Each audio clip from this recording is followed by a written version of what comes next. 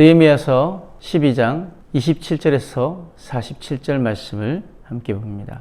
예루살렘 성벽을 봉헌하게 되니 각 처에서 레위 사람들을 찾아 예루살렘으로 데려다가 감사하며 노래하며 재금을 치며 비파와 수금을 타며 즐거이 봉헌식을 하려 하매 이에 노래하는 자들이 예루살렘 사방들과 느도바 사람의 마을에서 모여들고 또 백길가들과 게바와 아스마의 들에서 모여들었으니 이 노래하는 자들은 자기를 위하여 예루살렘 사방의 마을들을 이루었음이라. 제사장들과 레위 사람들이 몸을 정결하게 하고 또 백성과 성문과 성벽을 정결하게 하니라. 이에 내가 유다 방백들을 성벽 위에 오르게 하고 또 감사 찬송하는 자의 큰 무리를 둘로 나누어 성벽 위로 대오를 지어가게 하였는데 한 무리는 오른쪽으로 분문을 향하여 가게 하니 이날에 무리가 큰 제사를 드리고 심히 즐거워하였으니 이는 하나님이 크게 즐거워하게 하셨음이라. 부녀와 어린 아이도 즐거워하였으므로 예루살렘이 즐거워하는 소리가 멀리 들렸느니라. 그날에 사람을 세워 곡간을 맡기고 제사장들과 레위 사람들에게 돌릴 것 곧 율법에 정한 대로 거제물과 처음 익은 것과 11조를 모든 성읍밭에서 거두어 이 곡간에 쌓게 하였노니 이는 유다 사람이 섬기는 제사장들과 레위 사람들로 말미암아 즐거워하기 때문이라. 그들은 하나님을 섬기는 일과 결례의 일을 힘썼으며 노래하는 자들과 문지기들도 그러하여 모두 다윗과 그의 아들 솔로몬의 명령을 따라 행하였으니 옛적 다윗과 아삽의 때에는 노래하는 자의 지도자가 있어서 하나님께 찬송하는 노래와 감사하는 노래를 하였음이며 스룹바벨 때와 느헤미야 때에는 온 이스라엘이 노래하는 자들과 문지기들에게 날마다 쓸 몫을 주되 그들이 성별한 것을 레위 사람들에게 주고 레위 사람들은 그것을 또 성별하여 아론 자손에게 주었느니라. 느헤미야의 성벽 재건을 인간적으로 보면은 기적 같은 성공이었습니다. 그러나 성경은 성벽을 완성한 그 자체보다 그들이 하나님께 올려드린 봉헌 그리고 하나님이 즐거워하게 하셨음이라 라는 이 고백을 더 강조하고 있습니다. 사람들은 느헤미야를 영웅이라고 불렀을지 모릅니다. 그러나 느헤미야는 알고 있었습니다. 그래서 6장 15절 말씀처럼 우리 하나님께서 이 역사를 이루신 것을 알미라 라고 고백합니다. 그 고백이 있었기에 성벽은 단순한 건축물이 아니라 하나님의 역사가 되었습니다. 먼저 27절 말씀 보면은 각 처에서 레위 사람들을 찾아서 예루살렘으로 데려다가 감사하며 노래하며 즐거이 봉헌식을 했다고 합니다. 지금 성벽의 마지막 돌을 올려놓는 날 느헤미야가 가장 먼저 한 일은 잔치도 아니었고 보고도 아니었고 자축도 아니었습니다. 바로 예배였습니다. 왜입니까? 성벽은 하나님이 지켜주셨기에 세워질 수 있었고 그 은혜를 기억하는 방법은 오직 감사와 찬양뿐이었기 때문입니다. 그래서 그는 성 안에 있던 레위인들만으로 부족하여 주변 여러 지역에서까지 찬양하는 사람들을 불러 모았습니다. 바로 하나님이 하신 일을 찬송하기 위함이었습니다. 오늘 우리의 삶도 마찬가지입니다. 일이 잘 되었을 때, 응답받았을 때, 성공의 문이 열렸을 때 가장 먼저 하나님께 나아가 예배해야 합니다. 성공의 자리에 서는 순간이야말로 가장 위험한 순간입니다. 그 자리가 교만의 출발점이 될 수도 있고 하나님의 은혜를 기억하며 감사하는 자리가 될 수 있기 때문입니다. 느헤미야는 성공이 영광이 되려면 정결이 필요하다는 것을 알았습니다. 그래서 제사장들과 레위인들은 먼저 자신을 정결하게 했습니다. 옷을 빨고 몸을 씻고 성문과 성벽까지 정결케 했습니다. 왜냐하면 하나님의 은혜는 정결한 마음에 머물기 때문입니다. 성공의 순간이 위험한 이유는 사람이 성공에 취해서 죄를 가볍게 여기기 때문입니다.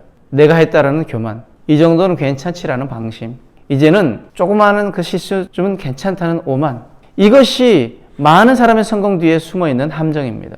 그러므로 우리는 늘 하나님 앞에 죄인됨을 기억해야 합니다.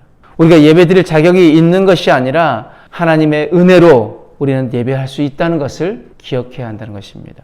또 느헤미야는 백성들을 두 무리로 나눠서 성벽 위를 반대 방향으로 행진하게 했습니다. 성벽의 두께는 2.7m, 어른 남자 두세 명이 나란히 걸을 수 있는 넓이였습니다.